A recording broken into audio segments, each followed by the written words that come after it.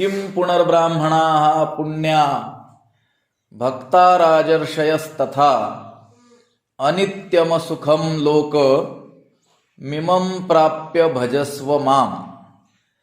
ज्ञानेश्वरीच्या 9व्या अध्यायाचं चिंतन आपण करत आहोत आणि या 9व्या अध्यायातील 33व्या क्रमांकाचा हा श्लोक आहे. या श्लोकाचा विचार आपल्याला आज करायचा आहे. याचा अन्वय आणि अर्थ एक वेळेस आपण पाहूया. किम पुनः पुण्याः ब्राह्मणाः तथा भक्ताः राजर्षयः अनित्यम असुखम इमं लोकम प्राप्य माम भजस्व. याचा अर्थ असा होईल, किम पुनः पुण्याः ब्राह्मणाः, तर मग पुण्यवान जे ब्राह्मण, तथा भक्ताः तसेच भक्त, राजर्षयाः म्हणजे जे राजर्षी आहेत, ज्ञानी असलेले क्षत्रिय जे आहेत. तिथं अध्यारोध घ्यावा लागेल. पराम गतिम यांती इति किम वक्तव्यम, श्रेष्ठ गतीला प्राप्त होतील किंवा होतात हे काय सांगावं लागेल का. अतः म्हणून अनित्यम असुखम इमम लोकम प्राप्य, नश्वर आणि असुखम सुखरहित दुःखरूप, इमम लोकम या लोकास प्राप्य प्राप्त झाला आहेस, प्राप्त होऊन, माम भजस्व मला काय कर भज.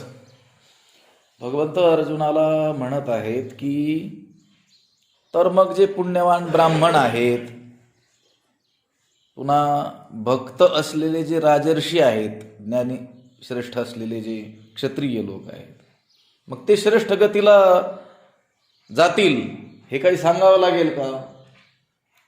इथं कैमुतिक न्यायाने ही गोष्ट सांगितलेली आहे. याच्या अगोदरचे जे श्लोक होते, अपिचेत सुदुराचारो भजते मामनन्य भाग साधुरेव समंतव्य सम्यक व्यवसितो हि सहा, हा श्लोक असेल. क्षिप्रम भवती धर्मात्मा शश्वत शांतिम निगच्छति कौंतेय प्रतिजानी ही नमे भक्त प्रणश्यति, किंवा 32वा माम हि पार्थ व्यपाश्रित्य एपेस्यु पापयोनयः स्त्रियो वैश्यास तथा शूद्रास तेपि यान्ति परांगतीम.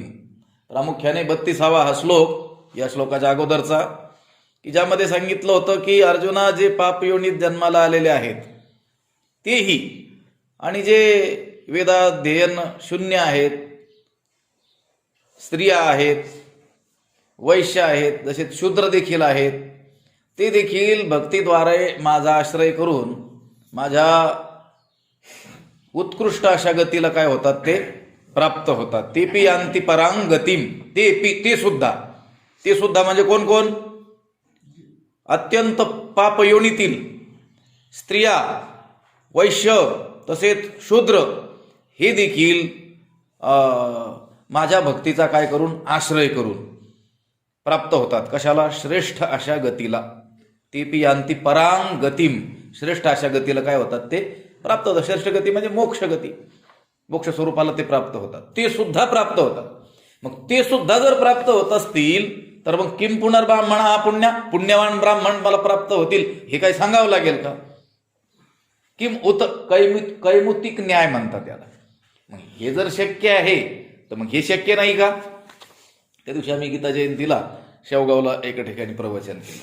एक बाहेती म्हणून, राम बाहेती नाव आहे त्याचं, अपंग मुलगा आहे. त्याने गीतेचे 2 अध्याय पाठ केलेले आहेत.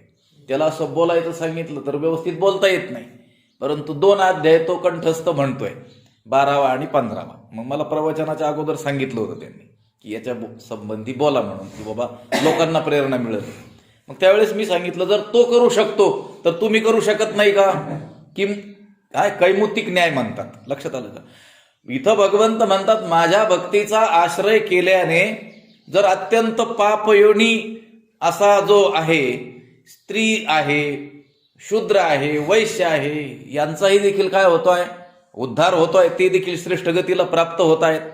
अहो, दुराचारातील दुराचारी अपिचेत सुदुराचारो, अत्यंत दुराचारी जरी असला तरी तो माझ्या आश्रयाला आला तर त्याला साधूच मानलं पाहिजे, म्हणजे तो माझ्या श्रेष्ठ गतीला प्राप्त होतो. मग हे सांगितल्यानंतर जे पुण्यवान ब्राह्मण आहेत ते माझ्या गतीला प्राप्त होतात, हे काय सांगायला पाहिजे का? ते तर होणारच. हा, केवळ ब्राह्मण कुळात त्याने जन्म घेतलेला आहे, श्रेष्ठ अशा क्षत्रिय कुळात तो जन्माला आलेला आहे, म्हणून त्यांच्या उद्धाराची जबाबदारी भगवंत घेत नाहीत. पण जर अत्यंत हीनातील हीन समजल्या जाणाऱ्या जातीतील मनुष्य सुद्धा भक्तीच्या द्वारे जर श्रेष्ठ गतीला प्राप्त होत असेल, तर जो पुण्यवान ब्राह्मण आहे, लक्षात आलं, मुद्दाम शब्द वापरलेला आहे, केवळ ब्राह्मणा म्हटले नाही, कुठं विशेषण दिलं, पुण्या हा ब्राह्मणा हा, पुण्यपूज्य जे काय आहेत ब्राह्मण आहेत. ज्ञानोबा त्यांचं खूप मोठं असं वर्णन पुढं करणार आहे. किम म्हणजे तर मग यांचा उद्धार होतोय, तर मग यांचा होतोय हे काय सांगायला पाहिजे का? असं याचा अर्थ आहे. किम पुनर्ब्राह्मणा हा पुण्या हा, किम पुनः पुण्या हा ब्राह्मणा हा, तर मग जे पुण्यवान ब्राह्मण आहेत, पुन्हा तथा भक्ता हा राजर्षय, त्याचप्रमाणे भक्त असलेले राजर्षी आहेत. राजर्षी शब्द वापरला, लक्षात आलं का? क्षत्रिय जे लोक आहेत, राजे लोक आहेत, लक्षात आलं. पण कसे? भक्त शब्द वापरला. केवळ तो राजा आहे किंवा क्षत्रिय कुळात तो जन्माला आलेला आहे म्हणून त्याचा उद्धार होईल आणि तो श्रेष्ठ गतीला प्राप्त होईल, असं नाही. तो भक्त असेल तर, ब्राह्मण आहे आणि म्हणून तो श्रेष्ठ गतीला प्राप्त होईल असं नाही. पुण्यवान ब्राह्मण असेल तर, किम पुनर्ब्राह्मणा पुण्या हा भक्ता राजर्षयस तथा, असं सांगितलेलं आहे. म्हणून हे सारं सांगितल्यानंतर भगवंत म्हणतात म्हणून आता म्हणून अनित्यम असुखम इमम लोकम प्राप्य, अनित्य आणि सुखरहित असलेल्या या मनुष्य लोकाला तू प्राप्त झालेला आहेस ना. तर मग आता प्राप्त झाला असेल तर माझं काय कर, तू भजन कर. कारण माझ्या भजनाशिवाय श्रेष्ठ गती प्राप्त होण्याला दुसरा कोणताही उपाय नाही. लक्षात आलं का? मागचा श्लोक आणि हा जो श्लोक आहे याच्यात मिळून जगातील सगळ्याच लोकांचं वर्णन केलेलं आहे. मागच्या श्लोकात काय केलेलं आहे? पापयोनय, पापयोनी, स्त्रिया, लक्षात आलं का? वैश्या तथा शूद्रा, लक्षात आलं का? स्त्री, शूद्र, वैश्य आणि अत्यंत अधम योनीतील, पापयोनीतील लोकांचं वर्णन केलं. आणि या श्लोकामध्ये ब्राह्मणा आणि राजर्षया म्हणजे ब्राह्मण आणि क्षत्रियांचं वर्णन केलं. म्हणजे आता 4 वर्ण आहेत, ब्राह्मण, क्षत्रिय, वैश्य आणि शूद्र. आणि काही या वर्ण व्यवस्थेच्याही पलीकडच्या आहेत, अंत्यज ज्यांना म्हटलं जातं, ज्यांना याच्यात शूद्रांमध्ये देखील स्थान दिलेलं नाही, त्यांना पापयोनी शब्दाने काय केलेलं आहे? संबोधलेलं आहे. आणि स्त्रियांचा स्वतंत्र काय केलेला आहे? पुन्हा उल्लेख केलेला आहे. म्हणजे जगातील सगळ्या लोकांचा उल्लेख झाला या 2 श्लोकामध्ये. आणि केवळ उल्लेख केला नाही तर हा उल्लेख करून असं सांगितलं की माझं भजन केलं तर श्रेष्ठ गतीला काय होतील? प्राप्त होतील. म्हणजे श्रेष्ठ गतीला प्राप्त होण्याचा एकमेव उपाय आहे. काय उपाय आहे? भगवंताचं भजन करणं. म्हणून तर अर्जुनाला मग भगवंत म्हणतात तू काय कर, माम भजस्व, माझं भजन कर. कारण त्याशिवाय गत्यंतर नाही, त्याशिवाय पर्याय नाही. आणि तू या लोकाला जन्माला आलेला आहेस ना, तर माझं भजन कर. या लोकाला तू प्राप्त झालेला आहेस. जन्माला येणं काही चांगली गोष्ट नाही आहे. लक्षात आलं का? उपजो उपजो मरणे नावा, लक्षात आलं का?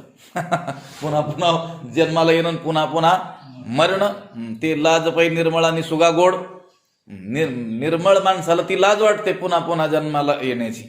किती वेळा जन्म यावे, नित्य व्हावे फजित. लक्षात आलं का? ही नित्य फजिती आहे. जन्माला येणं म्हणजे सोपी गोष्ट आहे का? ही फजितीच आहे ना, फट फजिती आहे. म्हणून ते म्हटले आता आलाय तर ठीक आहे बाबा, पण मग याच्यातून सुटण्याचा एकच मार्ग आहे, माम भजस्व, माझं भजन कर. बरं, या लोकाला तू प्राप्त झालास. हा लोक कसा आहे? अनित्यम, शाश्वत आहे का तो? चिरकाल म्हणजे नित्य आहे का तो? नाही, अनित्यम. पुन्हा असुखम, असे ना का अनित्य, नका का शाश्वत नसे ना, चिरंतन टिकणारा नका का नसे ना, पण मग थोडा सुखकारकता असला पाहिजे. ते म्हणले नाही नाही नाही, असुखम, सुखाचा काही तिथं पत्ता नाही, सुखरहित.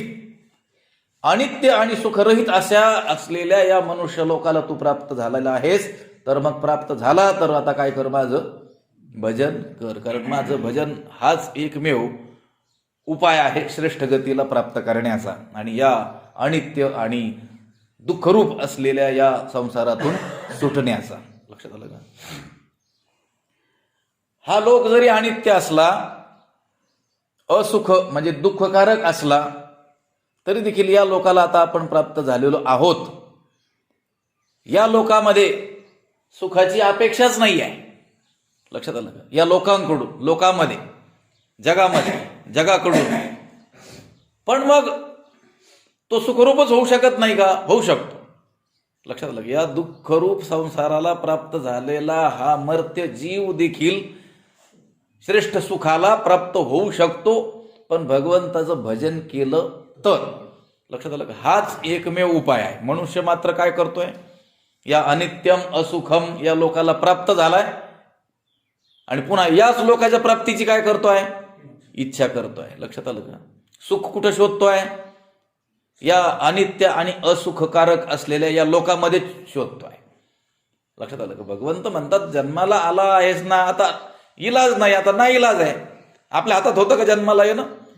अगा कर्मे जे उर आहे, कर्म उरलं म्हणून आपण ते भोगण्याकरता आपल्याला या देहाला प्राप्त व्हावं लागलेलं आहे. पातकाचं मूळ म्हटलेलं आहे. लक्षात आलं का? जन्माला आलो म्हणजे मोठा पुरुषार्थ करून आपण आलेलो आहोत किंवा काय मोठं बक्षीस आपल्याला मिळालेलं आहे असं नाही. पण आता आलोतच ना, तर मग या दुःखकारक अनित्य असलेल्या या लोकातून सुटण्याचा एक उपाय मात्र आहे. लक्षात आलं का? माम भजस्व, माझं भजन कर, मला भज. किम पुनर्ब्राह्मणा हा पुण्या हा भक्ता राजर्षयस्तथा अनित्यम सुखम लोकम इमम प्राप्य भजस्व माम. भगवंत म्हणतात जर मला भजल्याने, मला शरण जाण्याने, माझी भक्ती केल्याने, माझ्या भक्तीचा आश्रय केल्याने जर पापयोनी, स्त्रिया, वैश्य, शूद्र हे देखील जर श्रेष्ठ गतीला प्राप्त होत असतील, तर मग पुण्यवान ब्राह्मण आणि भक्त असलेले जे राजर्षी आहेत, भक्त राजर्षी जे आहेत ते मला प्राप्त होतात. हे काय सांगायला पाहिजे का? लक्षात आलं का? हे काही सांगण्याची आवश्यकता नाही. म्हणून तू काय कर, या अनित्य आणि सुखरहित अशा या लोकाला प्राप्त झालेला आहेस, मनुष्य लोकाला, तर मग माझं काय कर, भजन कर, असा या श्लोकाचा काय आहे अर्थ आहे. आता यामध्ये ज्ञानोबा आहे मोठं वर्णन करणे. सगळ्यात जास्त भाष्य केलेला हा श्लोक आहे. जवळजवळ 42 ओव्या यावरती खर्च केलेल्या आहेत ज्ञानोबा आहे. 9व्या अध्यायातील मोठा श्लोक म्हणजे त्याचा विस्तार अधिक केलेला आहे. आता याच्यामध्ये पुण्यवान ब्राह्मण असं जे वर्णन आलेलं आहे त्याच्यावर ज्ञानोबारायांनी खूप मोठ्या ओव्या खर्च केलेल्या आहेत. लक्षात आलं का? म्हणजे ब्राह्मणाचं चित्रण केलेलं आहे. असा ब्राह्मण. लक्षात आलं का? तर मग त्यावर ठरवायचं आपण. आता केवळ ब्राह्मण म्हणून त्याला श्रेष्ठत्व दिलेलं नाही आहे. लक्षात आलं का? पुण्यवान, पुण्यपूज्य जे ब्राह्मण पुढे येईल, इथं ज्ञानोबराय म्हणणार आहे. मग वर्णा माझी छत्रचामर, स्वर्ग जयाचे अग्रहार, मंत्र विद्येसी माहेर ब्राह्मण जे. ब्राह्मणांचं वर्णन आहे. मग वर्णा माझी छत्रचामर.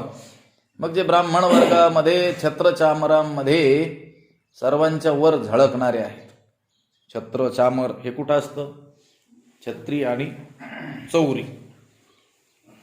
छत्र म्हणजे छत्री, त्या राजाच्या डोक्यावर छत्र असतं ते. आणि चामर म्हणजे ती चौरी, त्याला ढाळतात, त्याला काय करतात, हवा घालत असतात. लक्षात आलं का? हे छत्रचामर आहेत. कोण?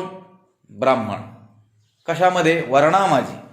जे 4 वर्ण आहेत, ब्राह्मण, क्षत्रिय, वैश्य, शूद्र, यामध्ये ब्राह्मण हे कोणत्या स्थानी आहेत? छत्रचामराच्या. लक्षात आलं का? तो राजा बसला असतो त्याच्याही वर असतं ते छत्र. लक्षात आलं का? तसं वर्णव्यवस्थेमध्ये ज्यांना उच्च स्थान दिल्या गेलेलं आहे.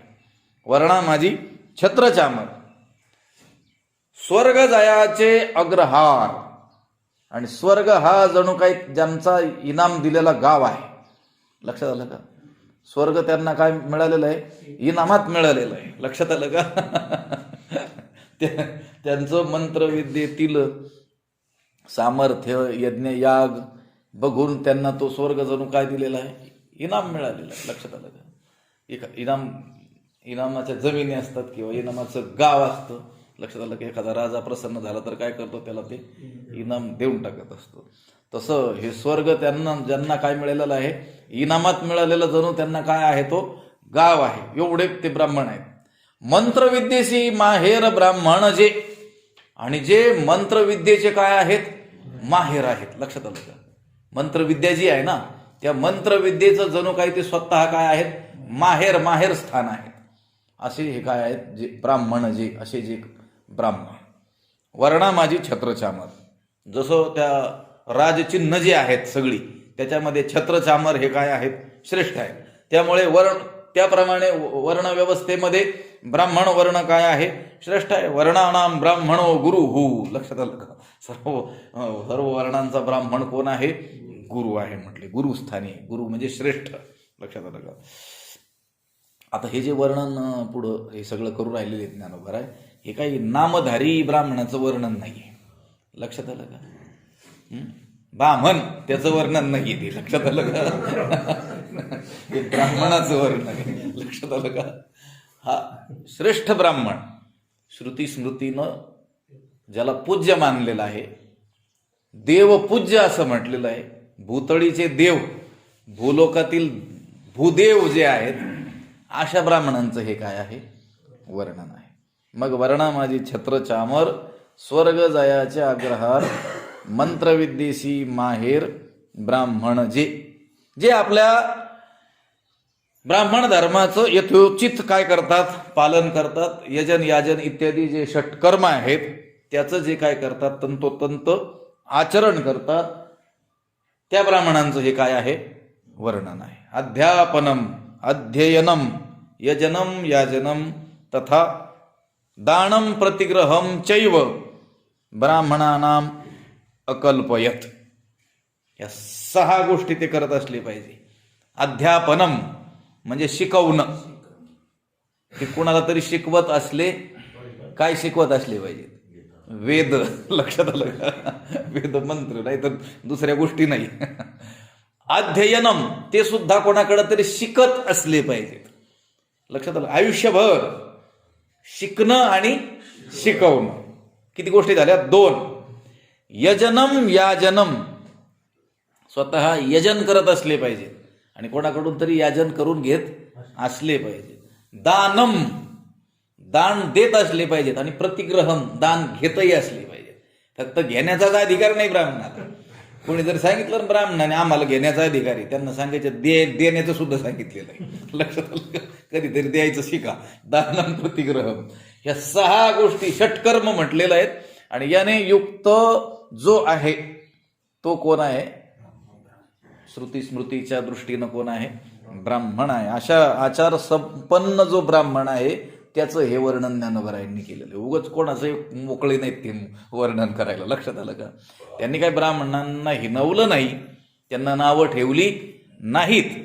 संतांना, ब्राह्मण वर्गातील मंडळींनी त्रास देऊन देखील त्यांनी काय कुठं त्यांच्याविषयी द्वेष केलेला नाही आहे. पण ही जी वर्णनं केलेली आहेत, पूज्य म्हणून ज्यांना संबोधलं आहे, उल्लेखलेलं आहे, ते आचार संपन्न ब्राह्मणाविषयी ते बोललेले आहेत. नाहीतर मग त्यांना 4-2 ओव्या काय ब्राह्मणांच्या विरोधी लिहिता येत नव्हत्या. लक्षात आलं? लिहिलेलं नाही त्यांनी. पण पूज्यता जी दिलेली आहेत ती कोणत्या ब्राह्मणाला दिलेली आहे त्याचं वर्णन या ठिकाणी केलेलं आहे की ते ब्राह्मण. लक्षात आलं का? कारण हा ब्राह्मण हा सत्वगुण प्रधान असल्यामुळं तो सर्व वर्णामध्ये काय मानला जातो, श्रेष्ठ मानला जातो.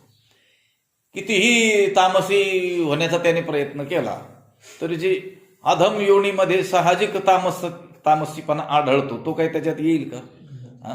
खूपच रागावला ब्राह्मण तर फार तर मूर्खा म्हणेल. लक्षात आलं का? थोडंच म्हणेल. लक्षात आलं का? म्हणून तो सत्वगुण प्रधान असल्यामुळं या वर्ण व्यवस्थेमध्ये त्याला स्थान दिले. ऋग्वेदामध्ये म्हटले ब्राह्मणोस्य मुखमासीत, हे भगवंताच्या मुखातून त्यांची काय आहे, उत्पत्ती आहे. म्हणून त्यांना श्रेष्ठत्व दिलेलं आहे. मग वर्णा माझे छत्रचामर, स्वर्ग जायाचे अग्रहार, स्वर्ग हा यांचा इनाम दिलेला गाव आहे. आपल्याला स्वर्गाला जायचं असेल तर हातोनात काय करावं लागतो, प्रयत्न. त्यांना मात्र ते इनामातच मिळालेलं आहे. लक्षात आलं का? ते कुठे नाही गेले तरी कुठे जाणार, निश्चित स्वर्गाला जाणार. लक्षात. मंत्रविद्येशी माहेर ब्राह्मण जे, आणि मंत्रविद्येचे ते काय आहेत, माहेर आहे. लक्षात आलं का? मुलगी कुठे जाते, माहेराला जात असते. लक्षात आलं का? तशी मंत्रविद्या त्यांच्या ठिकाणी काय आहे, राहायला आलेली आहे. लक्षात आलं का? मंत्रविद्या जी आहे तिचं माहेर ते ब्राह्मण आहेत. लक्षात, म्हणजे मंत्रविद्येने आश्रय केलेला आहे. मुलीला आपण ज्या सासरी पाठवतो त्या सासरी जर तिचा स्वीकार केला गेला नाही, तिचं परिपालन केलं गेलं नाही, तर तिला काय आश्रय असतो, माहेरच आश्रय असतो. लक्षात आलं का? ती बरं सासरी जरी नांदत असली गुण्या गोविंदाने, तरी तिची ओढ कुठे असते, कन्या सासुरेशी जाय परत मागे परतो नि पाहे. लक्षात, माहेराकडेच ओढ असते. तसं जी मंत्रविद्या आहे त्या मंत्रविद्येचं आश्रयस्थान जे आहे, लक्षात आलं का, त्यांच्या आश्रयाला येऊन ती मंत्रविद्या आपल्याला सुरक्षिततेची भावना करते आहे. लक्षात आलं का? की बाबा बरं झालं आपण यांच्या आश्रयाला आलो, म्हणून आपण काय आहोत, सुरक्षित आहोत. असे मंत्रविद्येचे ते काय आहेत, माहेर आहेत. ब्राह्मण जे, जेथ अखंड वसी जे यागी, जे वेदांची वज्रांगी, जयाची दिठीच्या उत्संगी मंगळ वाढे. जेथ अखंड वसी जे यागी, जेथे, जेथ अखंड यागी वसी जे, जेथे म्हणजे ज्या ब्राह्मणाच्या ठिकाणी, अखंड म्हणजे नेहमी सतत, यागी वसीजे म्हणजे यज्ञाचं राहणं असतं.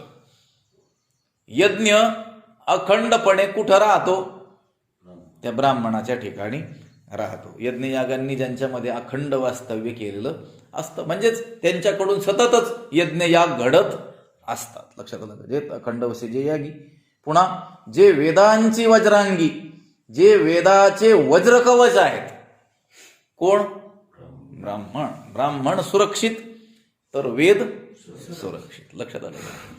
जसं युद्धप्रसंगी तो सैनिक ज्यावेळेस जात असतो त्यावेळेस तो काय करून जात असतो, कवच घालून जात असतो. लक्षात आलं का? कारण शत्रूने केलेल्या शस्त्रांचा जो मारा आहे तो त्यामुळं काय करू शकतो, सहन करू शकतो आणि त्याच्या जीविताचं रक्षण होऊ शकतं. त्याला वज्र कवच, आपण आता काय म्हणतात त्याला अलीकडच्या भाषेत, बुलेट प्रूफ जॅकेट. लक्षात आलं का? मग गोळी सुद्धा त्याच्यावर चालत नाही. हे वज्रकवच आहेत. हे ब्राह्मण कशाचं वज्रकवच आहे, वेदाचं. जे वेदांची वज्रांगी, जे वेदाचं वज्रकवच आहेत. कारण ज्यांनी केलेल्या अध्ययन अध्यापनामुळंच वेदांचे स्वर वर्ण मात्रा ह्या सुरक्षित आहेत. लक्षात आलं का? काश्मीर पासून कन्याकुमारी पर्यंत वेदाचा केलेला जो उच्चार आहे, जे उच्चारण आहे, त्याच्यात तसूभरही इकडं तिकडं फरक नाही. लक्षात आलं का? दाक्षिणात्य जे राज्य आहेत त्यांच्या भाषा, बोली भाषा ह्या वेगळ्या आहेत. ते तमिळ भाषा बोलणारा ब्राह्मण असो, मराठी भाषा बोलणारा ब्राह्मण असो, कानडी बोलणारा ब्राह्मण असो, की हिंदी प्रदेशातील हिंदी बोलणारा ब्राह्मण असो, त्याची मातृभाषा ही भले वेगळी असेल, पण वेदाचं जे उच्चारण आहे ते कोणत्याही ब्राह्मणाने केलं तर त्यांचं एकच येतं. लक्षात आलं का? मग हे वेदाचे जे स्वर वर्ण मात्रा ह्याच्या सुरक्षित ठेवल्यात, अबाधित ठेवल्यात, अखंडित ठेवल्यात, अक्षुण्य ठेवल्यात अनंत काळापासून. मग हे रक्षण जे केलेलं आहे, कोणी केलेलं आहे, ब्राह्मणाने केलेलं आहे. लक्षात आलं का? आज आपल्या वारकरी संप्रदायातील ग्रंथांची स्थिती काय झालेली आहे, 2-2, 4-4 पाठ भेद आपल्याला आढळतात. लक्षात आलं. काल आपण अभंग जो कीर्तनाला घेतला त्याचे 1-2 पाठ भेद मी सांगितले होते. काय हे पाठ भेद झाले?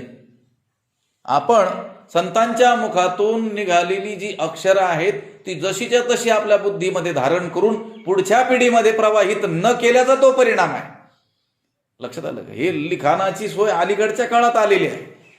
त्या काळामध्ये तर वेदाचं उच्चारण फक्त तो गुरु करायचा, तो शिष्य ग्रहण करायचा आणि तसं कंठस्थ करून पुढच्या पिढीमध्ये तो काय करत होता, प्रवाहित करत होता. मग हे रक्षण करण्यासाठी त्यांना जेवढं जपावं लागलं तेवढं त्यांनी जपलेलं आहे.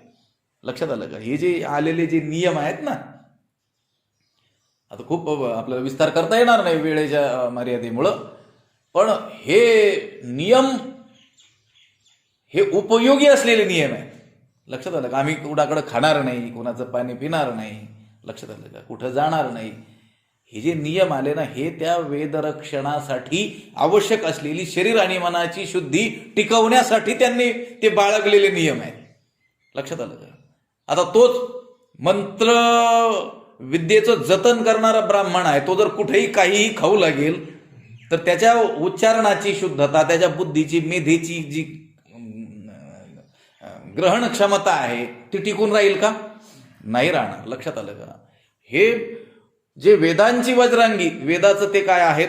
वज्र कवच आहे. आणि ब्राह्मणांमुळेच वेदरक्षण झालेलं आहे, कारण त्यांनी आपल्या प्राणाचं देखील वेळप्रसंगी बलिदान केलं, परंतु वेद सुरक्षित ठेवलेले आहेत. ज्यावेळेस या परकीय लोकांची आक्रमण झाली आणि आपली ग्रंथसंपदा त्यांनी जाळली, जरी त्यांनी ग्रंथसंपदा जाळलेली असली तरी ती ज्ञान परंपरा अक्षुण्ण ठेवण्याचं काम त्यांनी मोठ्या प्रमाणात केलेलं आहे, कारण त्यांच्या ते वेद कंठस्थ असायचे.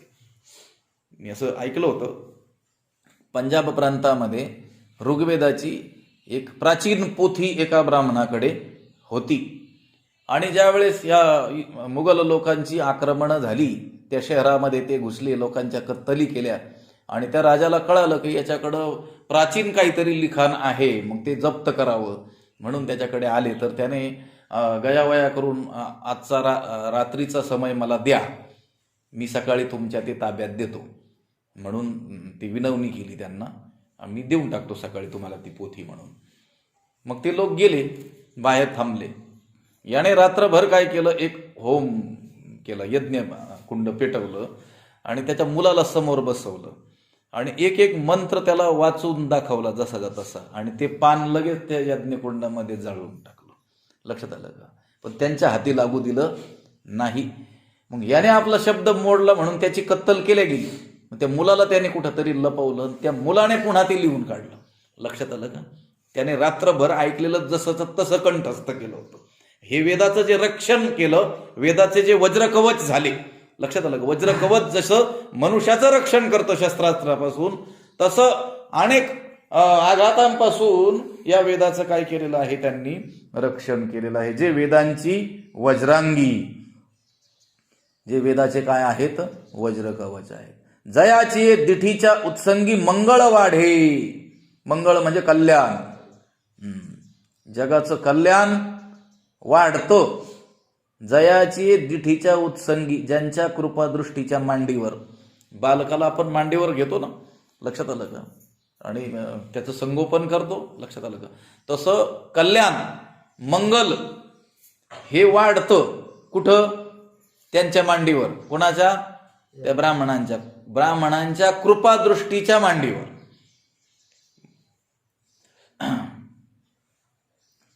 साहित्याच्या अंगाने बोललेले आहेत, ज्यांच्या कृपादृष्टीच्या मांडीवर जगाचे कल्याण वाढत असते. याचा अर्थ अशा श्रेष्ठ ब्राह्मणांची कृपादृष्टी आपल्यावर पडली तर आपलं काय होऊन जात असतं? कल्याण होत असतं. लक्षात आलं का? मग जे अखंड वशी जे यागी, जे वेदांची वज्रांगी, जयाची दिठीच्या उत्संगी मंगळ वाढे, ज्यांच्या केवळ आशीर्वादाने माणसाचं काय होत असतं? कल्याण होत असतं. जे पृथ्वी तळीचे देव, जे तपोवतार सावयव, सकळ तीर्थांसी दैव उदयले जे. जे पृथ्वी तळीचे देव, जे पृथ्वीवरील काय आहेत? देव आहेत. लक्षात, देवच आहेत. पुन्हा जे तपोवतार सावयव, जे सावयव तपोवतार, जे मूर्तिमंत तपाचे काय आहेत? अवतारच आहेत. त्यांच्या रूपाने जणू काही तपाने अवतार घेतला, तप आकाराला आलं. लक्षात आलं का? ब्राह्मण म्हणजे कोण? जणू एखादं तपच काय झालं? आकाराला आलं. सावयव, अवयववान, मूर्तिमंत ते तप आहे, तपच आहे. आणि सकळ तीर्थांसी दैव उदयले जे, आणि जे सर्व तीर्थांचे सर्व तीर्थांशी उदयले दैव, जे सर्व तीर्थांचं उदयाला आलेलं जणू काय आहे दैवच आहे. लक्षात आलं का? हे जे पृथ्वी तळीचे देव, त्यांना भूदेव असं म्हणतात ना. लक्षात आलं का?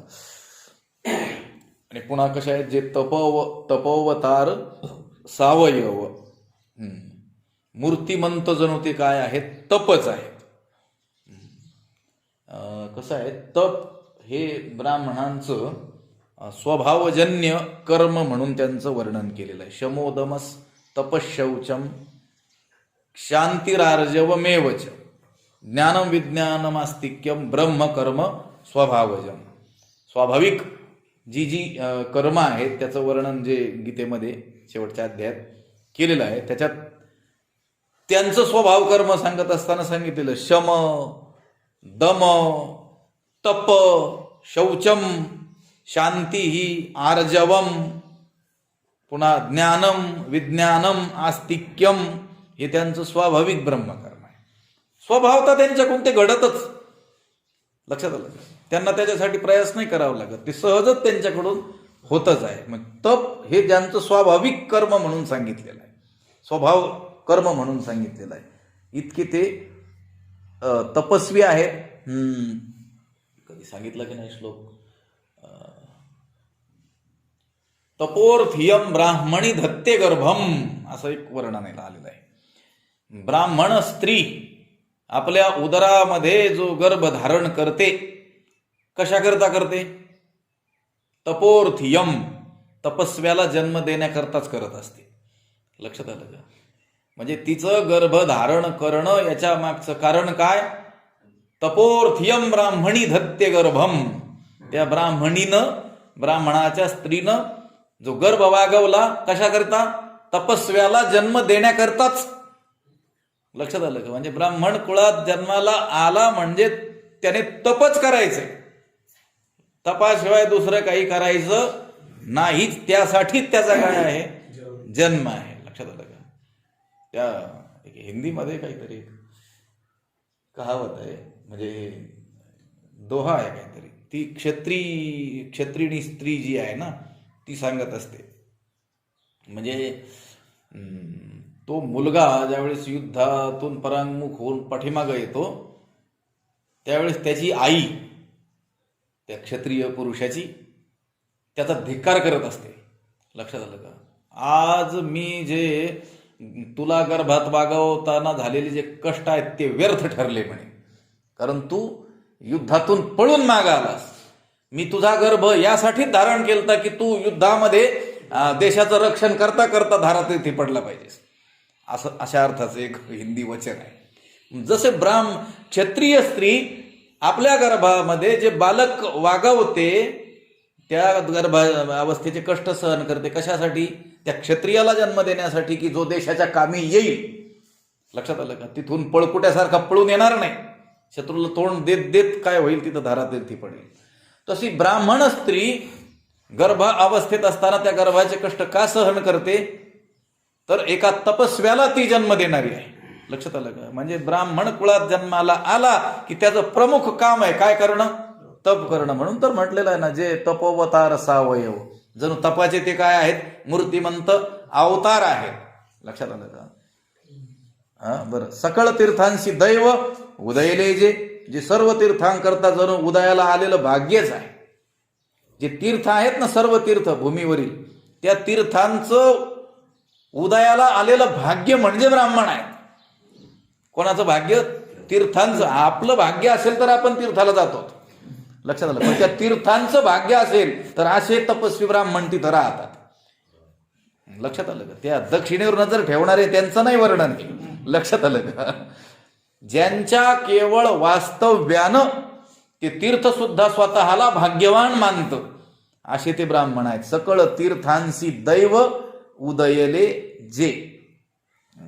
आपल्या संतांचं वर्णन करताना मग तीर्थाशी तीर्थ झाला तोची एक मोक्ष तेणे दर्शने, तुकाराम महाराज म्हणतात. संत कसे आहेत? तीर्थाचेही तीर्थ आहेत. लक्षात आलं का? आपल्याला पवित्र व्हायला तीर्थात जावं लागतं, तीर्थाला पवित्र व्हायला संतांकडे यावं लागतं. संतांचे अंग लगे पापा ते जिनणे गंगे, त्या गंगेला सुद्धा पापशुद्धीसाठी संतांच्या चरणांचा आश्रय करावा लागतो. तसं सकल लोकांची शुद्धी करतय कोण? तीर्थ. आणि ते तीर्थ आपलं भाग्य मानतंय कोणाला? या ब्राह्मणांना. लक्षात आलं का? सकळ तीर्थांशी दैव उदयले जे. थांबावं लागलं. पुंडलिक वरदा हरी विठ्ठल श्री ज्ञानदेव तुका.